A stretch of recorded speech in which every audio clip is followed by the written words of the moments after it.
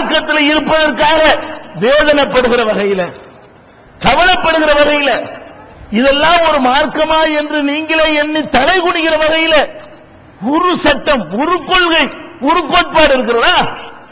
இல்லை. எப்படி இருக்கிறீங்க பார்க்கிறீங்க? அதாவது மார்க்கத்தின் பெயரால், மதங்களின் பெயரால் என்ன செய்யறாங்க?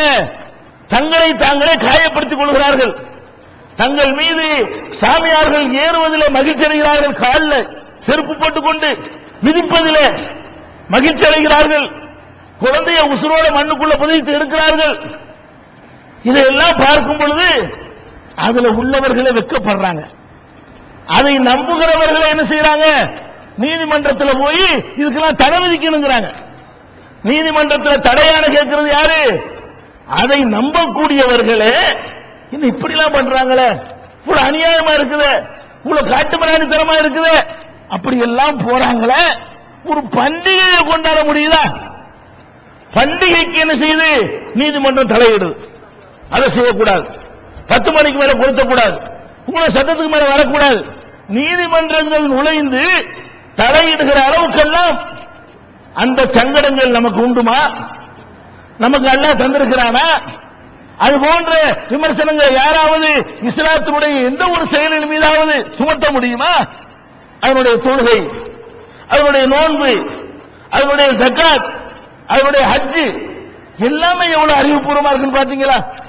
எல்லாமே எவ்வளவு தூய்மையா இருக்குன்னு பாத்தீங்களா? அப்ப நம்ம என்ன பண்ணணும்?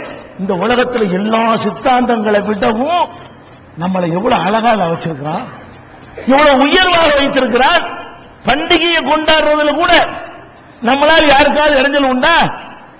பெருநாள் காரணமாக இத்தனை குடிசைகள் தீப்பிடித்தன என்று சொல்ல முடியுமா? பெருநாள் கொண்டாடிய காரணமாக இத்தனை விபத்துகள் ஏற்பட்டன என்று சொல்ல முடியுமா? பெருநாள் கொண்டாடிய காரணமாக குடி போதையில இத்தனை பேர் கலாட்டா செய்தார்கள் என்று சொல்ல இயலுமா?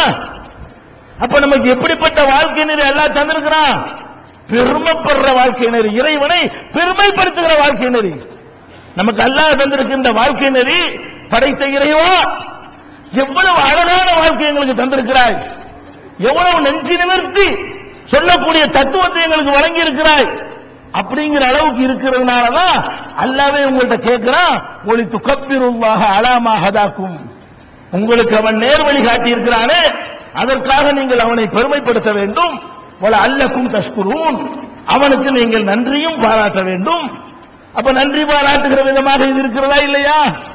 நீங்கள் பார்க்கலாம், மதங்களின் பெயரால், மார்க்கங்களின் பெயரால் எத்தகைய தில்லு முள்ளுகள் உலகத்தில் நடக்கின்றன, எத்தகைய மோசடிகள் நடக்கின்றன.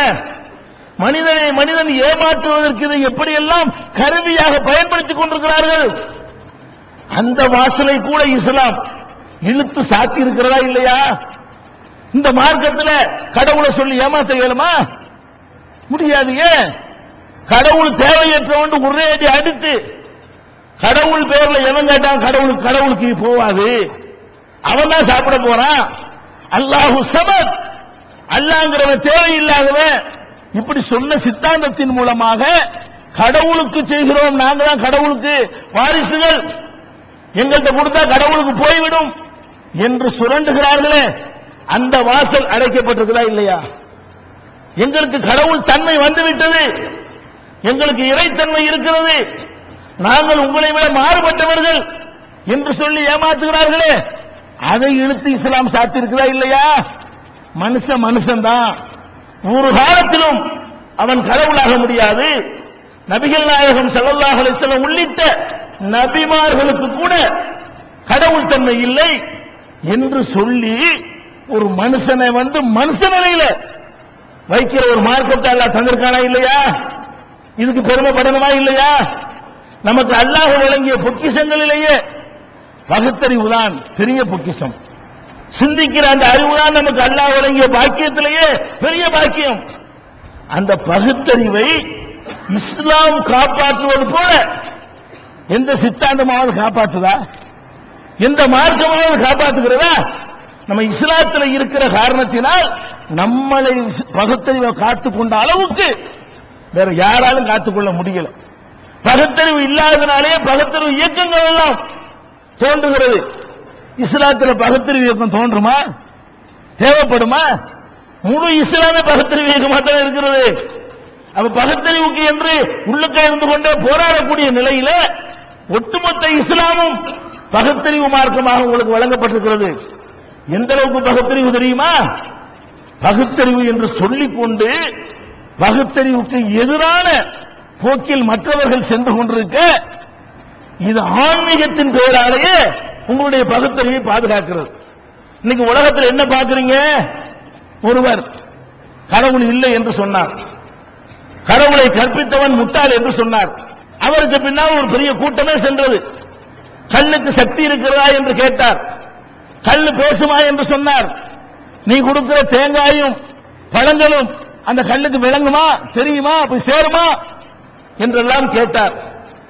அவருக்கு பின்னால் ஒரு கூட்டம் போனார்கள். இப்ப என்ன நிலைமை? அவரை கல்லாக ஆக்கி மாலையை போடுகிறார்கள். இந்த கல்லுக்கு மாலை போடுறது விளங்குமா? பகுத்தறிவு என்பது, பகுத்தறிவு என்று போனவர்கள் இன்னொரு விதமான மூட நம்பிக்கைக்கு தானே போனார்கள்.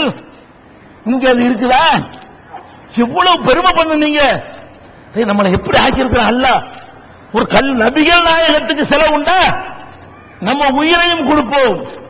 நபிகள் நாயகம் ஸல்லல்லாஹு அலைஹி வஸல்லம் அவர்களுக்காக அவர்களுக்கு ஒரு களங்கம் சுமத்துவார்களே ஆனால் ரத்தம் கொதிக்கிறது நமக்கு. அப்படி அன்பு வைத்திருந்தும் கூட நபிகள் நாயகத்துக்கு சிலை வடித்தோமா, சிலைக்கு மாலை போட்டோமா, அதற்கு வழிபாடுகள் செய்தோமா? அப்ப நம்ம எப்படி இருக்கிறோம்? 14 நூற்றாண்டுக்கு முன்னாடி போடப்பட்டிருந்த சித்தாந்தம் நம்முடைய பகுத்தறிவை பாதுகாக்கிறது.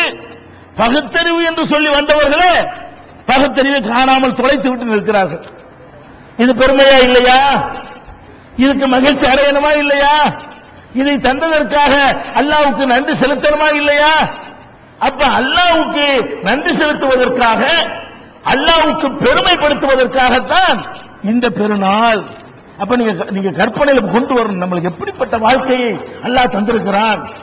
பெரிய பெரிய பல்கலைக்கழகங்களிலே படித்தவர்கள், படித்து கொடுப்பவர்கள், பல்வேறு பட்டங்கள் பெற்றவர்கள், இவங்களுடைய நடவடிக்கை எல்லாம் பாருங்க, பெரிய அறிவாளின்னு உலகத்தில் பாராட்டுவார்கள். பெரிய பெரிய வாதங்கள்லாம் எடுத்து வைத்து இவர் மாதிரி ஒரு அறிவாளி உலகத்தில் இல்லை என்பார்கள். வெளியே வந்த உடனே அவர்களே செய்து கொண்ட ஒரு பொருளுக்கு முன்னாடி போய் நிற்பார்கள். அவர்களுக்கு உலகம் எல்லாம் அப்படி வியந்து பார்க்கிறது. என்ன அறிவு, என்ன ஆற்றல், என்ன திறமை அப்படின்னு அவர்களை ஒரு பக்கம் மனுஷன்லாம் பாராட்டுறான். இந்த அளவு என்ன செய்யறாரு? இது மாதிரி ஒரு பொருளை வச்சுக்கிட்டு இப்படிங்கிறார். அக்கிரமா இல்லையா? அவரே ஒரு செங்கலை கொண்டை வைத்துக் கொண்டு என்ன செய்கிறார்? அதுக்கு வழிபாடு நடத்துகிறார். இது எப்படி? இது நம்ம தானே படைச்சோம், நம்மளுக்கு மேல இது வசந்ததா? நம்ம பேசுறோம், இது பேசுமா? நம்ம சிரிக்கிறோம், இது சிரிக்குமா? நம்ம நடக்கிறோம், இது நடக்குமா? நம்ம கேட்கிறது, இது கேட்குமா? அப்ப நம்மளை விட எல்லா வகையிலையுமே குறைந்து இருக்கிறத, அப்ப இதை போய் நம்ம நமக்கு மேல கொண்டு வைக்கிறோமே, இப்படி அவர்களுக்கு வழங்க முடிந்ததா? நீங்க பல்கலைக்கழகங்களுக்கெல்லாம் போக வேணாம், கையெழுத்து கூட போட தெரிய வேணாம்.